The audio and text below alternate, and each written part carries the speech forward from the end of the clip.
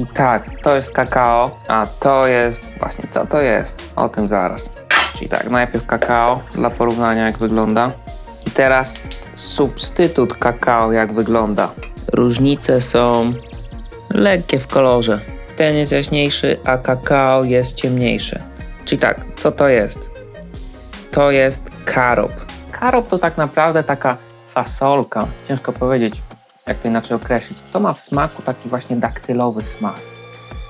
To jest tak naprawdę mączka chleba świętojańskiego, jak ludzie po prostu stosują w jakichś produktach jest napisane mączka chleba świętojańskiego, to jest właśnie karob. To się kojarzy, jakby był pierwszy dzień lata, przesilenie letnie, że jest jakieś świętojańskie. Głupia nazwa, nie wiem kto to wymyślił, ale po prostu tak jest. To jest dość popularne w takich krajach właśnie jak na Cyprze, dookoła Morza Śródziemnego i tak dalej. Niestety kakao ma większą siłę przebicia i karob po prostu zmiotło z powierzchni ziemi, bo nie ma tyle składników odżywczych, bo jest trochę takie bo ludzie się po prostu za bardzo przyzwyczaili do kakao i właśnie karob stał się niszowy, no na jego niekorzyść. Nie ma takich właściwości jak kakao, na przykład ma mniej białka, mniej węglowodanów, mniej tłuszczu, ale jest słodki. On jest słodki. Taki jak weźmiecie po prostu proszek i tylko tak weźmiecie, robiąc typu Cinnamon Challenge, on jest słodki. Jakby to określić w smaku? To w smaku jest słodkawy, tak fasolowo, czuć taką właśnie słodycz z daktyli. Wiadomo, nie każdy lubi daktyle, dlatego kakao jest takie po prostu gorzkawe, jest takie esencjonalne. To jest, widać, że to jest substytut. No, jest to smaczne, bardzo smaczne nawet, ale widać tą różnicę, w zasadzie dysproporcję między jednym a drugim. Kakao każdy zna, nie trzeba o nim mówić, ale właśnie karob, nie wiem czy to jest superfood, ale jest po prostu ciekawą alternatywą. Szkoda, że jest tak rzadko widziany w sklepie i trzeba go zamawiać przez internet. Częściej bym go wybierał, bo jest właśnie fajny na zasadzie, że nie trzeba go dosładzać, bo on jest po prostu słodkawy. I że właśnie on rośnie na takich stronkach, to jest najlepsze. I potem robią z tego taką chyba pastę i potem to suszą. Ogólnie ciekawe, bo też są jakieś te różne pasty właśnie z karobu. I co ja z nim zrobię? No to na samym proszku co my możemy zrobić? Odpowiedź tak, mam 2 banany. Zrobię 2 wersje, jedną będzie z karobem, a druga będzie z kakao. Będzie to taki milkshake właśnie na lato. Coś fantastycznego z takiego banana, który już, że tak powiem, jest well done. Nie mówię, ja takiego to ja nie lubię, ale no właśnie do tego jest idealny, bo on ma najwięcej słodyczy. Nie trzeba tego będzie dosładzać i będzie po prostu fantastyczne, uzależniające i cud miód orzeszki. Potrzebny będzie na pewno blender, nawet jak to jest szatkownica i robimy. To nie jest nic ultra trudnego, tylko właśnie taki przejrzały banan, dosłownie już jedną stroną za rzeką Styx. Blenduję. Ok. I tak, można po prostu zblendować wszystko razem, ale najczęściej ten banan jest lepiej jak się zblenduje go osobno. Bo czasami miałem tak, że jak nawet używałem blendera ręcznego, to, jak to powiedzieć, to zostawały takie kawałki banana, musik tak naprawdę i idealnie, o to chodzi. To jest drink. Dobra, dodaję mleko.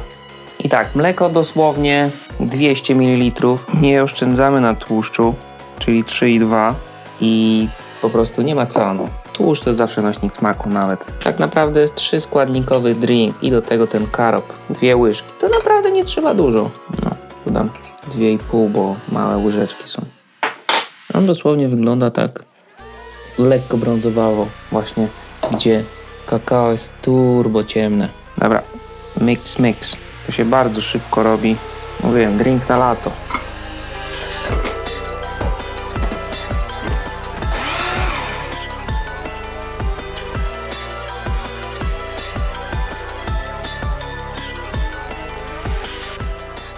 A jeszcze tyle, no jak zwykle za mała szklanka, no cóż.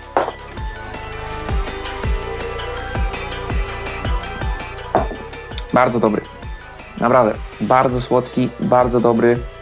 Czuć w nim taką, no jak go pijesz to po prostu wiesz, że jak ktoś ci powiedziałby, że to robi z kakao, no to robicie w bambuko, bo to smakuje trochę jak kakao, ale ma taki właśnie daktylowy, fajny, słodki smak. A dobra, odstawiam go, czas na wersję z kakao. Wracamy do świata żywych, tak. Tutaj analogicznie to samo, banan, miksuję i tak samo, w przyspieszeniu wam to dam, po prostu efekt końcowy zobaczycie.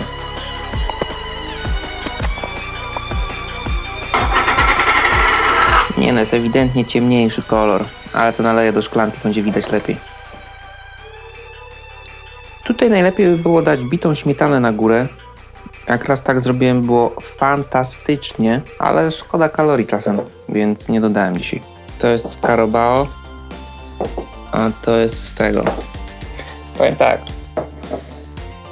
minimalna różnica jest, pianka się zrobiła i tak, po prawej stronie jest z karobu, a po prawej jest z dodatkiem kakao. Różnica jest kolorystyczna, ale jak smakowo, najpierw karob. Tu naprawdę bitej śmietany brakuje. Czuć tą trochę fasolę po prostu. A kakao? Czuć, że to jest authentic kakao. Mocniejsze jest kakao. To jest takie bardziej przyswajalne. Czuć, że jest trochę mocniejsze i czuć to kakao. Spoko, jak ktoś nie ma karobu, niech sobie zrobi z kakao. Jest bardzo efekt podobny. Nie jest to samo. Moim zdaniem z karobu jest lepszy, bo jest taki właśnie, jak to powiedzieć, owocowo-słodkawo-daktylowy. Taki właśnie, nie wiem, coś w tym jest po prostu. W tym jest spoko. Tu jest 8/10, a tu jest 9/10. I z karobu jest trochę bardziej słodszy. Nie wiem, czy to ze względu na tego banana, czy ze względu na ten właśnie cukier, który jest w tym karobie też. A kakao, czuć tą taką wytrawność, goryczkowość. To by można było ciupinę dosłodzić, może by było podobne wtedy. Spoko, super. Spoko, super. Carabao, w zasadzie karob, choć ja nazywam go Carabao. Fantastyczne, naprawdę. Coś ciekawego. Jest taki, ten karob, jak piję, to jest taki pełniejszy jakby. Po prostu jest jakiś pełniejszy. A tu jest taki, że po prostu wiem się czego spodziewać w tym kakao. Spoko, ale ta goryczka, ta wytrawność tego kakao, ona już zmienia cały balans smaku po prostu tego napoju. Carabao, karob, gołcik.